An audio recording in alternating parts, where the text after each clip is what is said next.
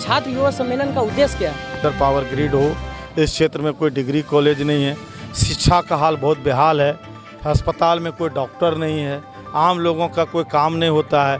अभी आप देखेंगे तीसरी में एक वीडियो के द्वारा एक दलित महिला को इसलिए पिटाई की गई क्योंकि उसको एसी महिला होकर के ओबीसी में डाल दिया था, उसके सुधार करने की मांग करने गई तो उसको वीडियो ने उल्टा डांटा मारा। को लेकर आप सम्मेलन किए, लेकिन एक और सवाल है जो लिखा है भाजपा हटाओ लूट बचाओ।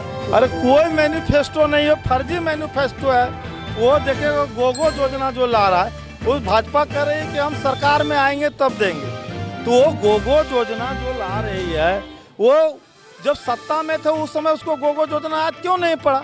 अच्छा लगा। ऐसे हम लोग युवा को मतलब जागरूक होना चाहिए और बढ़ चढ़ के इसमें हिस्सा लेना चाहिए। हमें जानना चाहिए कि हमारा अधिकार क्या है।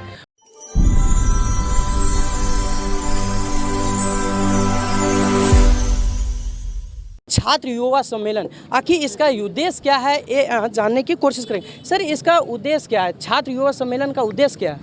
छात्र युवा सम्मेलन का उद्देश्य है रोजगार, सम्मान और भ्रष्टाचार का मुक्ति।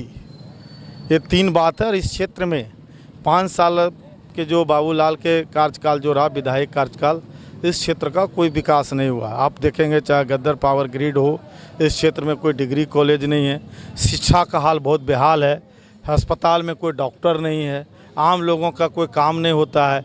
अभी आप देखेंगे तीसरी में एक वीडियो के द्वारा एक दलित महिला को इसलिए पिटाई की गई क्योंकि उसको एसी महिला होकर के ओबीसी में डाल दिया था, उसके सुधार करने की मांग करने गई तो उसको वीडियो ने उल्टा डांटा मारा।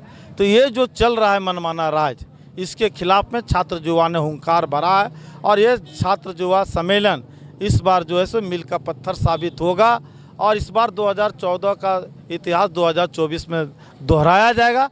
और इसलिए आज जल जंगल ज़मीन को बचाने के लिए भी छात्र युवा आगे आएंगे, इसी के लिए सम्मेलन था। सर, इसमें छात्र को लेकर आप सम्मेलन किए, लेकिन एक और सवाल है जो लिखा है भाजपा हटाओ लूट बचाओ। इसका अरे भैया, भाजपा हटा, पूरे देश में जो लूट का राज चल रहा है और भाजपा फिर से सत्ता में आने का जो सपना देख रही है, यदि दोबारा आएगी तो फिर तो लूट बढ़ेगा ना, इसलिए भाजपा को रोकना है, हटाना है।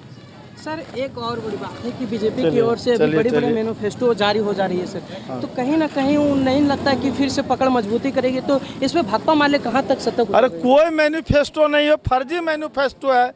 वो देखिएगा गोगो योजना जो ला रहा है वो भाजपा कह रही है कि हम सरकार में आएंगे तब देंगे, तो वो गोगो योजना जो ला रही है वो जब सत्ता में थे उस समय उसको गोगो योजना आज क्यों नहीं पड़ा। और वो ये तो चुनाव आयोग को संज्ञान लेना चाहिए। भाजपा का चुनाव चिन्ह है तो कोई चुनाव चिन्ह और पार्टी को गोगो योजना को लागू कर सकती है। इसलिए भाजपा ने मैया समान योजना के बिहाफ में वो जो है सो महागठबंधन की बढ़ती लोकप्रियता, हेमंत सोरेन की बढ़ती लोकप्रियता से घबरा करके जो है सो ये जो है सो योजना को लाई है, लेकिन झारखंड की जनता इसको बहुत अच्छे से समझ चुकी है। सर, बीजेपी की ओर से तो मैनिफेस्टो आ गई, भाकपा माले से क्या रहेगा विधानसभा के लिए? कुछ ना, भाकपा माले इस बार महागठबंधन के नेतृत्व में चुनाव लड़ेगी और हम लोग धनबाद सीट जीतेंगे, इसमें कोई दो राय थोड़े है। चलिए, और भी छात्र हैं, इनसे भी जानने की कोशिश करेंगे क्या कुछ कहना चाहिए। अभी जैसे आए हैं, राजकुमार जी का भाषण सुने, कैसा लगा? जी सर, बहुत अच्छा लगा। ऐसे हम लोग युवा को मतलब जागरूक होना चाहिए और बढ़ चढ़ के इसमें हिस्सा लेना चाहिए। हमें जानना चाहिए कि हमारा अधिकार क्या है और बहुत ज़्यादा मात्रा में जाना चाहिए। बस ऐसा ही जी। क्या सोचे हैं इस बार के जो चुनाव है उसमें किस तरह से प्रचार प्रसार रहेगी आप लोग? जी, फुल सपोर्ट रहेगा, कोई दिक्कत नहीं है इसमें। क्या नाम है आपका? सौरभ कुमार। क्या कुछ कहना चाहिएगा भैया? क्या कुछ कहना चाहिए? जैसे आप 3 घंटा देखिए बैठे थे मंच पे, आप सुन रहे थे, बहुत गौर से इनके बात को सुन रहे थे, क्या कुछ लगा जो मोटिव हुए हैं इनका बात से?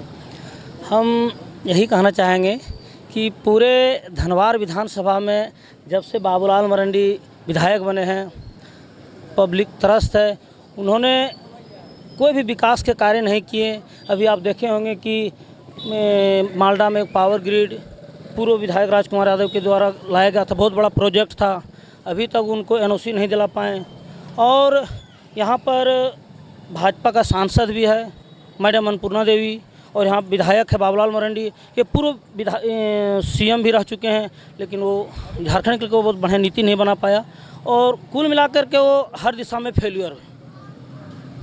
सर अभी जेएसएससी सीजीएल को लेकर कहीं ना कहीं तबाही मचा और सभी छात्र आरोप लगा रहे हैं कि एग्ज़ाम में लीक हुआ है, लेकिन अध्यक्ष के द्वारा बताया जा रहा है कि ऐसा कोई बात नहीं। तो आप लोग का क्या मान लगता है कि जो भाकपा माले हैं वो किनका सपोर्ट करते हैं?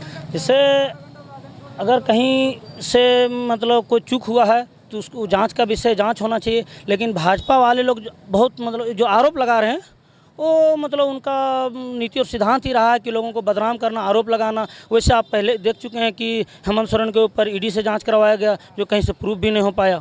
तो उनका काम ही है वो आरोप लगाते रहेगा, उसका लगाना काम है। क्या कुछ कहना चाहिए आज को लेकर? जी मैं कहना चाहूँगा ये खास करके गाँव और तीसरी धनवार विधानसभा के अंतर्गत, चूँकि हम लोगों ने पिछली बार जो सीजीएल का एग्ज़ाम दिया था उसमें अच्छा हम लोग का मार्क्स गया था, ठीक है।